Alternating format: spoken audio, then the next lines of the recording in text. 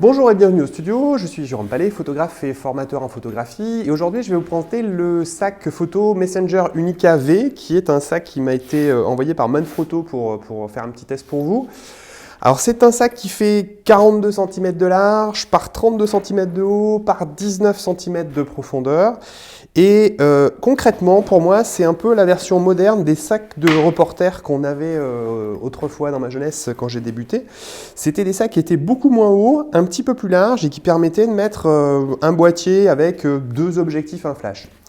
Je dis une version moderne parce qu'en fait, il y a toujours à l'intérieur, ça s'ouvre toujours par le devant, un peu comme avant, tac, avec deux scratchs. Et il y a toujours la possibilité de mettre un boîtier. Donc là, j'ai mis un petit Canon et c'est fait pour mettre une partie appareil photo, tac, et une partie effet personnel. Là, j'ai mis une paire de lunettes, on pourrait mettre plein d'autres choses dedans, mais on peut quand même y rentrer un, voire deux objectifs en plus, donc on peut partir en reportage avec. Mais moderne parce que il y a 15 ans, on partait pas forcément avec l'ordinateur portable, et aujourd'hui c'est le cas. Donc ce qui a été rajouté, c'est une poche qui permet d'emporter un ordinateur. Alors, du coup, c'est pour ça qu'il est moins large et plus haut. Donc on peut, là c'est un 15 pouces, on doit pouvoir mettre un 17 pouces dedans. À l'avant, on a de quoi ranger un petit peu tout ce qui va avec, hein, c'est-à-dire le téléphone portable, la souris, les petits trépieds Pocket Manfrotto. Là en l'occurrence j'ai mis les cartes de visite, mais on peut mettre un petit trépied, des stylos et quelques bricoles. On peut poser des choses aussi ici. Donc c'est plutôt bien fait pour ça. Après, l'ouverture avec cette grosse, ce gros clip là, et qui est assez fin et pas forcément très facile à manipuler, mais en fait c'est pas bien grave parce qu'il est fait pour être utilisé avec une ouverture rapide qui est située sur le dessus. Voilà, sur le dessus il y a une grande ouverture qui s'ouvre, voilà, hop, et qui permet d'avoir un accès directement, juste avec une fermeture éclair, sans forcément avoir à l'ouvrir complètement. Donc c'est assez pratique. Alors moi je rajoute toujours sur les fermetures éclair un petit porte-clés pour pouvoir facilement attraper le bidule là qui sert à l'ouvrir en reportage. Donc j'ai mis un petit Yoda qui aurait pu être formateur en photo, puisque on se souvient de sa fameuse phrase fais-le ou ne le fais pas, il n'y a pas d'essai. Pareil en photo, quoi.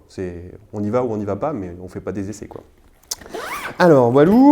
Ensuite, à l'arrière, vous avez aussi une poche pour mettre les dossiers de presse pour les journalistes, tac, voilà, ou les petites affaires. Et un autre compartiment qui se situe en dessous, alors qui réduit forcément la profondeur à l'intérieur du compartiment principal, mais qui est quand même bien pratique parce qu'on va pouvoir y mettre tous les câbles, donc câble d'ordinateur, le câble pour les cartes, deux, trois petites choses aussi pour l'appareil photo, enfin voilà. Donc on peut mettre tous ces câbles et tout son bazar en dessous. Ça permet également de rentrer un trépied de taille pocket. Donc j'ai pas de trépied de cette taille-là qui permette de vous le montrer, mais il faut un trépied. Le bifree ne rentre pas. Le petit bifree de Manfrotto ne rentre pas. Il est encore un peu grand. Il faut vraiment taper sur des formats pocket pour pouvoir les faire rentrer. Voilà, donc un sac compact, assez sympa, vraiment un sac de reporter, quoi. Enfin, c'est quelque chose qui se promène à l'épaule comme ça, et qui permet d'être ouvert assez facilement, sans le poser par terre, pour pouvoir faire ses photos. Hop, on fait ses images, on le remet facilement l'appareil sans même avoir à poser le sac, et on emmène quelques affaires personnelles, et surtout l'ordinateur portable qui est bien rangé. Donc c'est vraiment pour moi le sac de reporter version moderne. Voilà. Je vous retrouve chaque mercredi pour un nouveau cours photo gratuit sur le site www.formation-photographe.net. Si vous avez des questions, n'hésitez pas à les poser dans les commentaires. En attendant, je vous dis au revoir et à très bientôt et bonne photo.